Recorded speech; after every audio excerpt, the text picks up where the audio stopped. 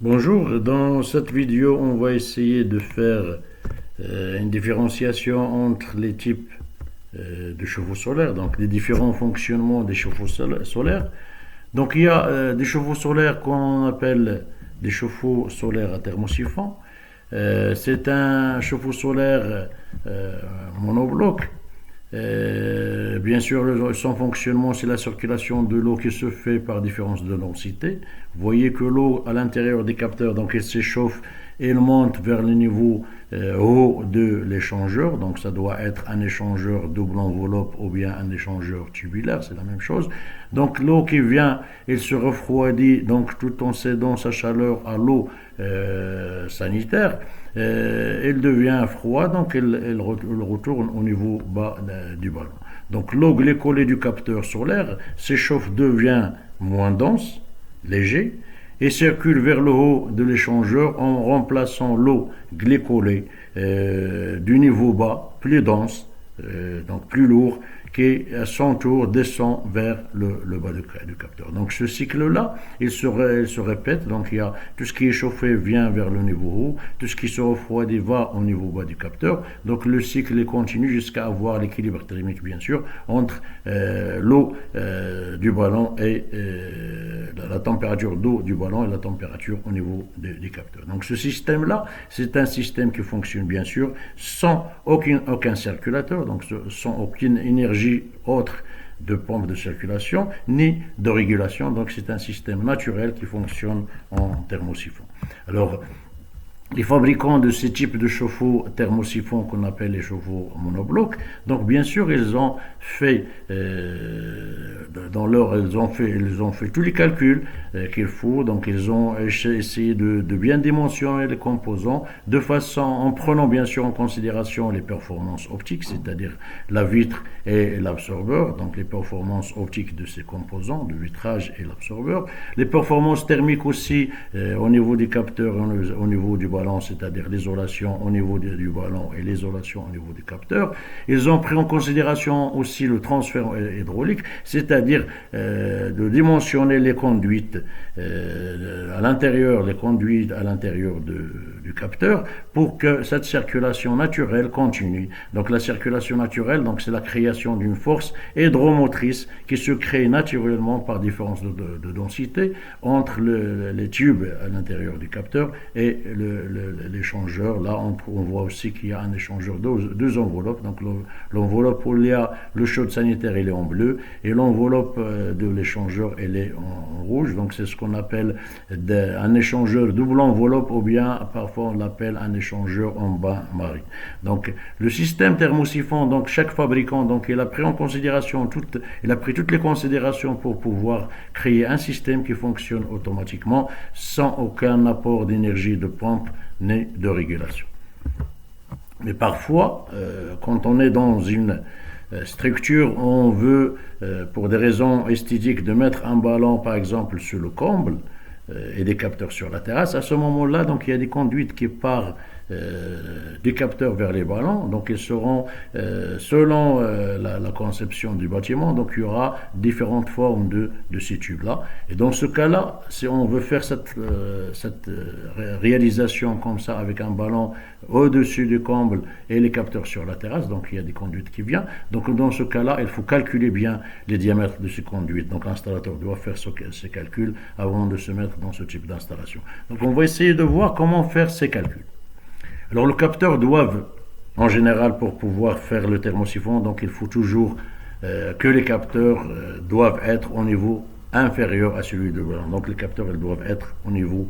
La première règle, c'est que le niveau bas du ballon et le niveau haut du capteur, donc il y aura une différence de niveau, ou bien un dénivelé de minimum de 0,5 mètres. Donc la première condition pour réaliser un thermosiphon, c'est d'avoir une différence entre ce niveau supérieur des capteurs et le niveau bas du ballon qui doit être minimum 0,5, donc 0,5 ou bien avoir plus que 0,5 comme dénivelé. Donc la différence de hauteur entre le haut des capteurs et le bas du ballon devra être obligatoirement 0,5 minimum pour garantir une bonne mise en place d'une pression thermosiphon ou bien ce qu'on appelle une charge hydromotrice.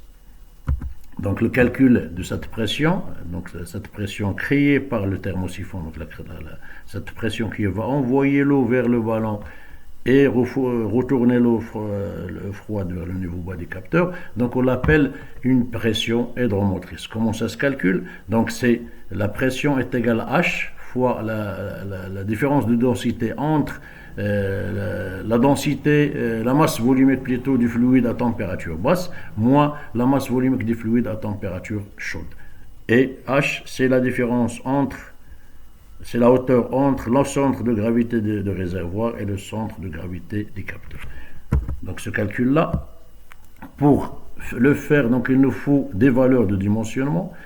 Alors pour ces valeurs, il faut que l'installation solaire, elle est généralement calculée par 1 dB pour 1 dB d'environ 40 à 50 litres par heure par mètre carré de capteur.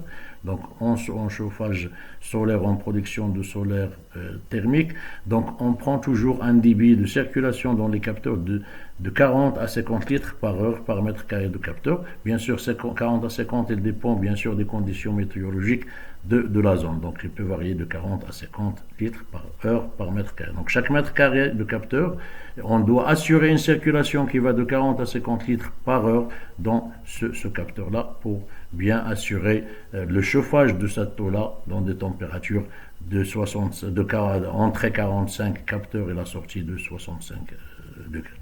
Alors les températures de fonctionnement d'un capteur solaire, bien sûr, et ça dépend toujours des zones, mais on prend un différentiel, c'est-à-dire sortie capteur 80 degrés et l'entrée à 60 degrés pendant l'été.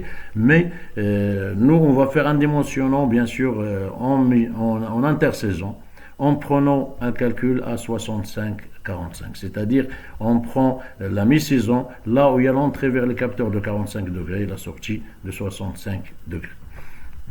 Donc bien sûr la température sortie capteur 65 et température entrée capteur c'est 45.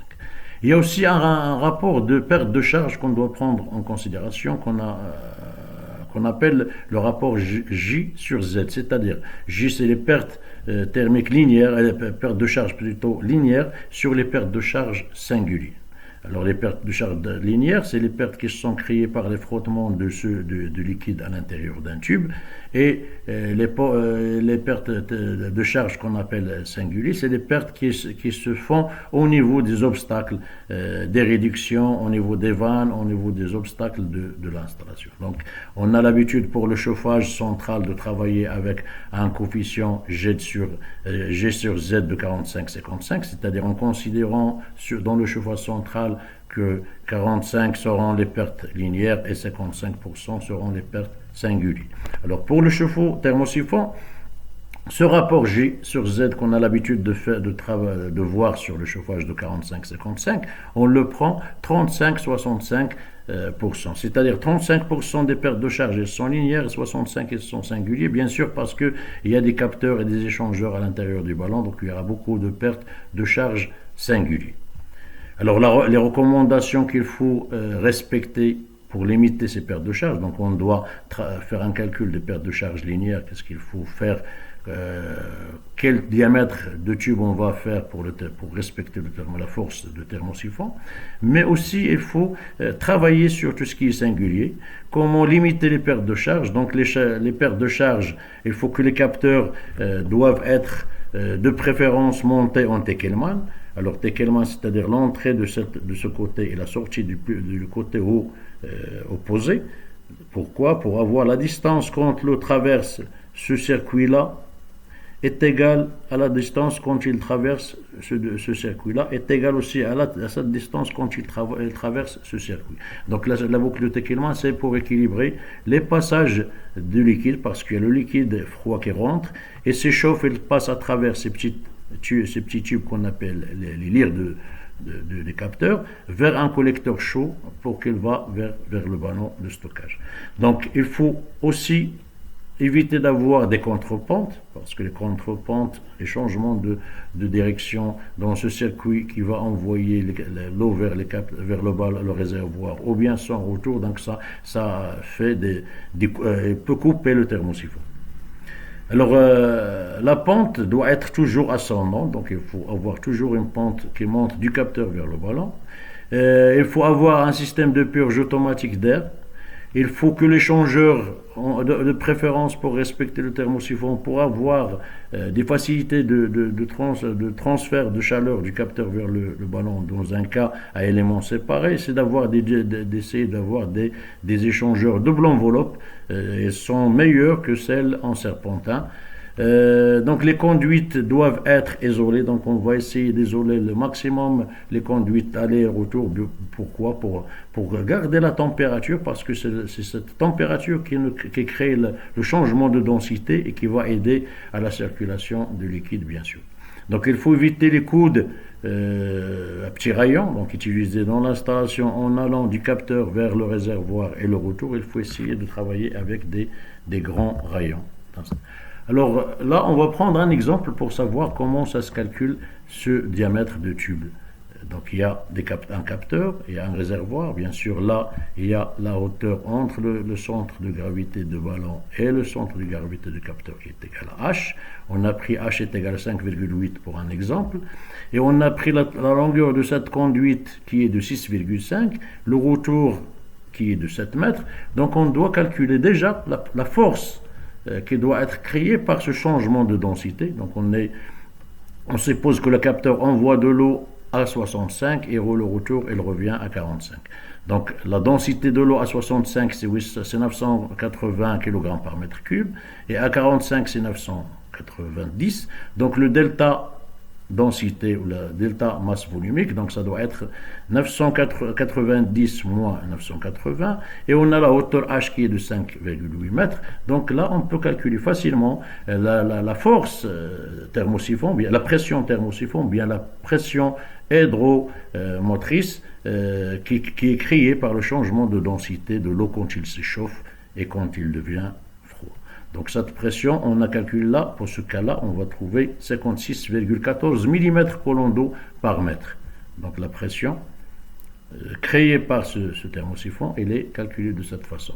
Alors nous, on va voir cette pression créée par le thermosiphon en prenant bien sûr 35% des pertes thermiques, des pertes de charge. Donc on va voir cette longueur, cette pression-là, on va la multiplier par les pertes de charge qui sont créées par la longueur de 7 plus 6,5.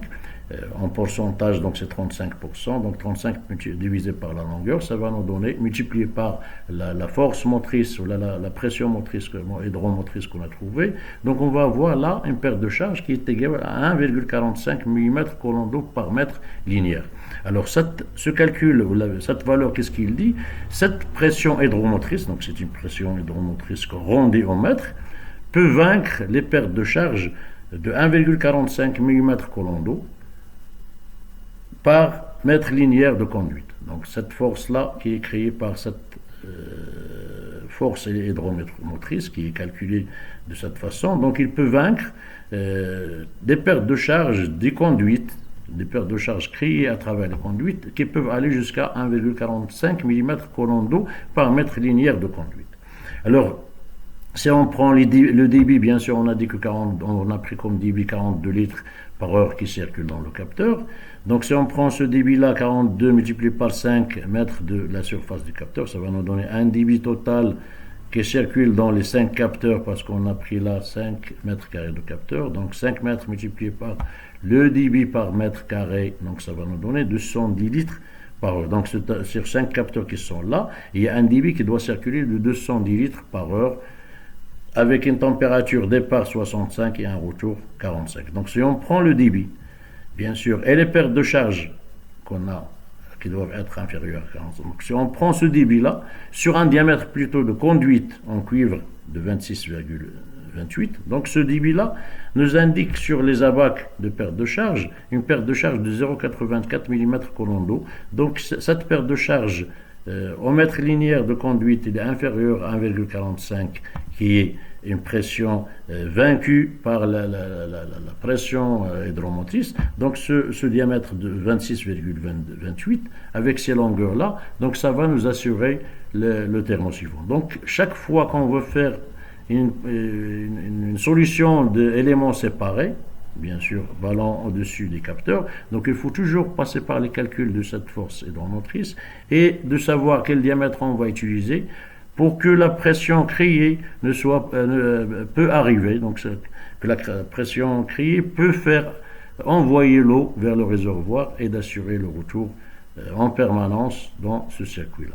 Donc quand on est sur un circuit à éléments séparés de ce type-là, donc il vaut mieux de faire le calcul de perte déjà de la force et de la pression hydromotrice et de calculer les pertes de charge qui vont être créées par le tube qu'on va utiliser, ou bien le diamètre et la matière qu'on va utiliser, bien sûr, et d'être sûr que la pression qui doit être créée est supérieure aux pertes de charge qui seront créées par l'aller et retour de cette conduite.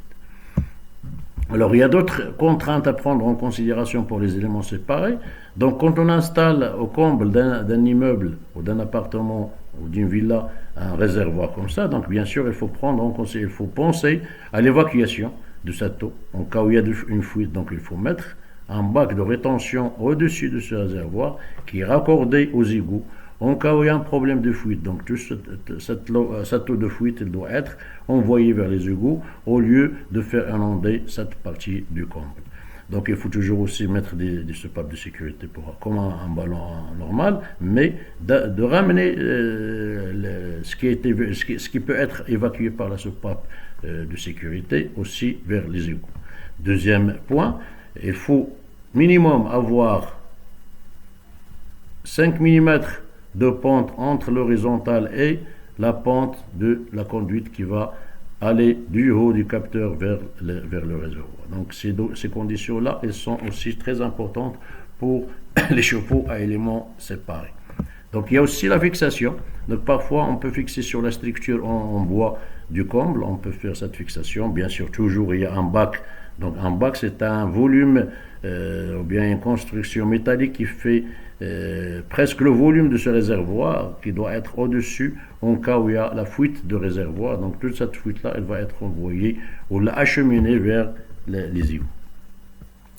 Alors un autre type de chauffe-eau solaire, ce qu'on appelle les chauffe-eau solaires à circulation forcée. Donc pour le thermosiphon, il y a le thermosiphon normal, monobloc, et il y a le thermosiphon avec deux blocs, ou bien éléments séparés thermosiphon. Et là, on va parler aussi d'un autre type de chauffe-eau, c'est le chauffe-eau à circulation forcée. Donc le chauffe-eau circulation forcée, donc il y a des capteurs, bien sûr sur la terrasse, il y a un réservoir au-dessus des capteurs, donc il est dans un local technique. Et en ce moment-là, donc il y aura un kit hydraulique qui va faire l'envoi, le raccordement entre l'échangeur le plus bas du réservoir vers les capteurs. Donc il y a un départ vers les capteurs, elle s'échauffe, donc il revient vers l'échangeur. Donc là, c'est un ballon à double échangeur avec un échangeur en bas qui est raccordé bien sûr au capteur. Donc celui qui se raccorde toujours au capteur, il doit être en bas pour laisser la pointe, de faire que la pointe, bien sûr, que ce qu'il faut amener comme énergie pour assurer de l'eau chaude vers l'utilisation. C'est-à-dire que le solaire, même en mi-saison, donc il va faire le préchauffage et c'est la pointe qui va faire le chauffage complet.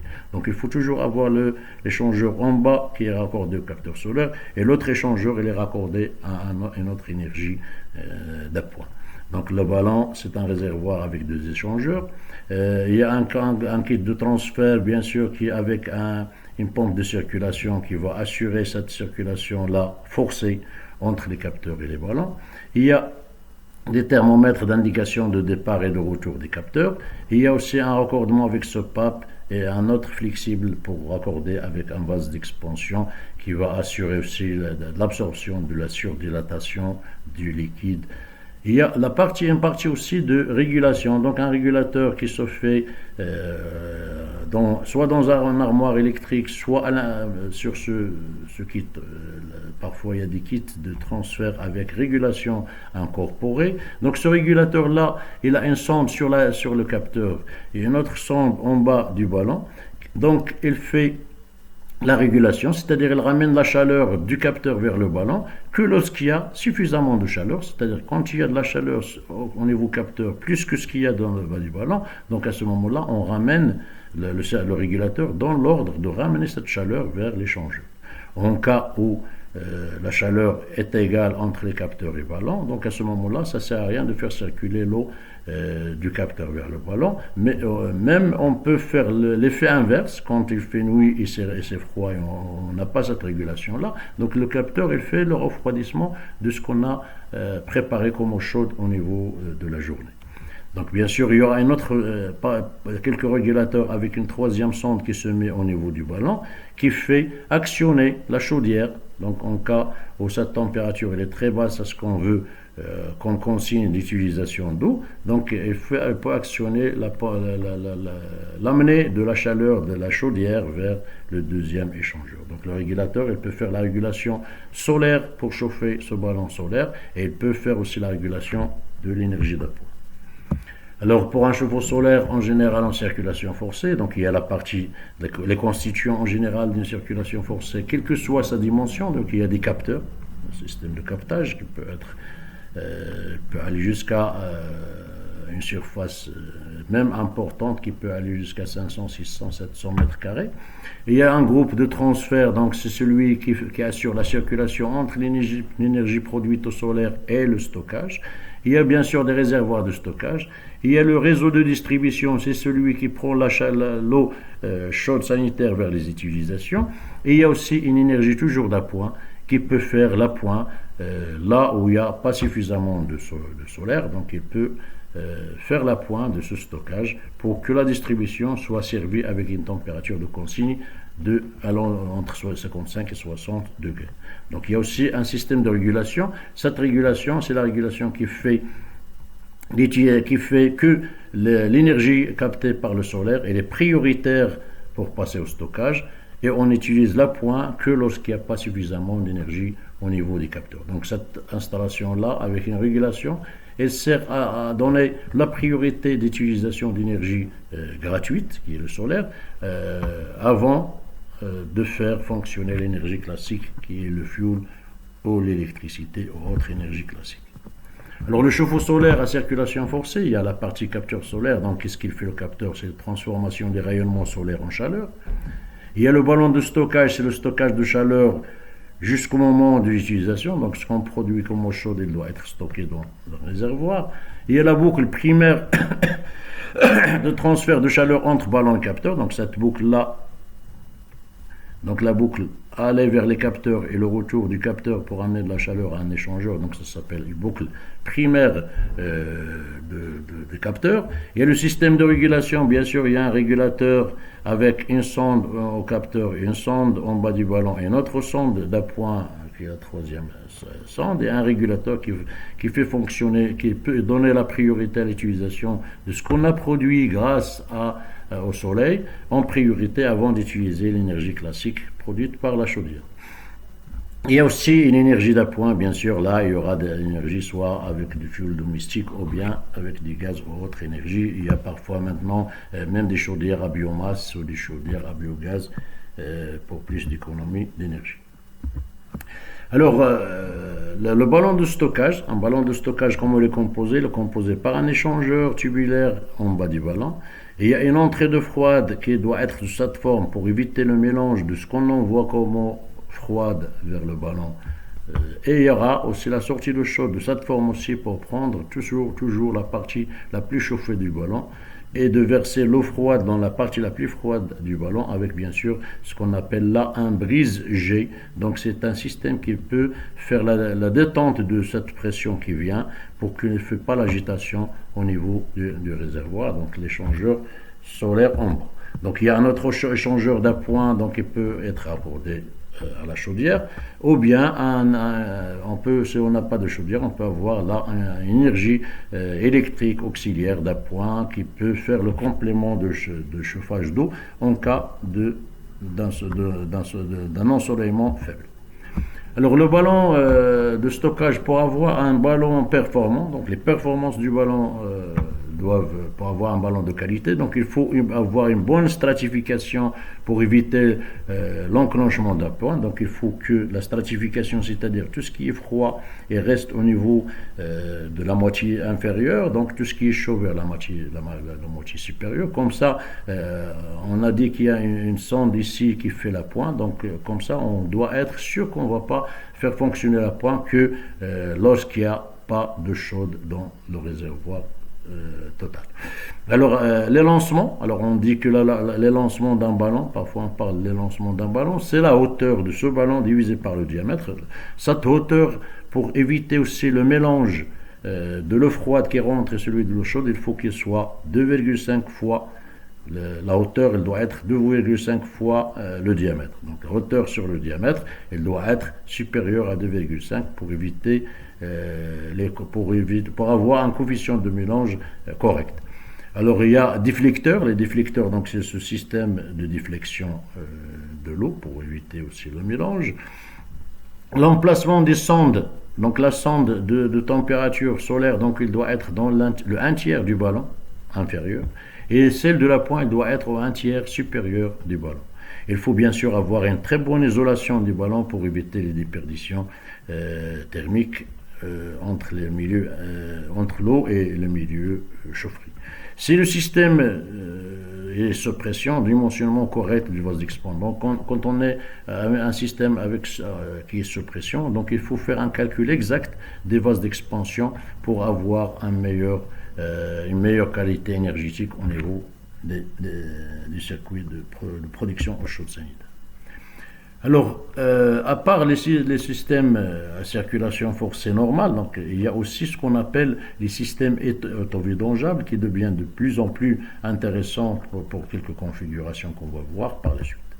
Alors, l'autovidangeable, c'est un système avec une bouteille qui fait l'autovidange. Une fois il n'y a pas de soleil, donc il n'y a pas de circulation. Donc tout ce liquide-là, c'est au niveau du capteur, il vient remplir cette bouteille d'accumulation. Donc c'est un système qui se vidange automatiquement. Donc c'est autovidangeable et se vidange lui-même. C'est-à-dire s'il y a de la chaleur au niveau du capteur, il y a la circulation qui se fait circuler l'eau et revient vers le ballon et ensuite vers un échangeur du bas du ballon. Et s'il n'y a pas de chaleur, c'est-à-dire il n'y a pas d'ensoleillement, à ce moment-là, tout ce liquide-là, elle vient se stocker dans le réservoir et les capteurs ils sont vides en attendant bien sûr le prochain démarrage de la circulation. Contrairement à ce qu'on appelle les systèmes à circulation forcée qu'on vient de voir, qui sont sous pression. Donc il y a un vase d'expansion de pression, il y a toujours un circuit qui est mis à 1,5 à 2 bars de pression pour s'il y a de l'ensoleillement, donc il y aura une circulation qui se fait. S'il n'y a pas d'ensoleillement, donc elle reste toujours sous pression. On va voir les avantages de l'autovidangeable par rapport à ce système qui est circulation sous pression. Alors l'autovidangeable, il faut déjà avoir un volume de réservoir, donc quelques données pour la réalisation de ce type de système. Donc il y a des capteurs, il y a un volume de réservoir qui est égal à 1,5 la totalité du volume de l'ensemble des capteurs qui sont sur la terrasse. Donc comme ça, s'il n'y a pas d'ensoleillement, donc tout le reste, tout le liquide qu'a le porteur, il doit être stocké dans cette partie inférieure au capteur, dans un réservoir et aussi dans le circuit allant jusqu'à l'échangeur.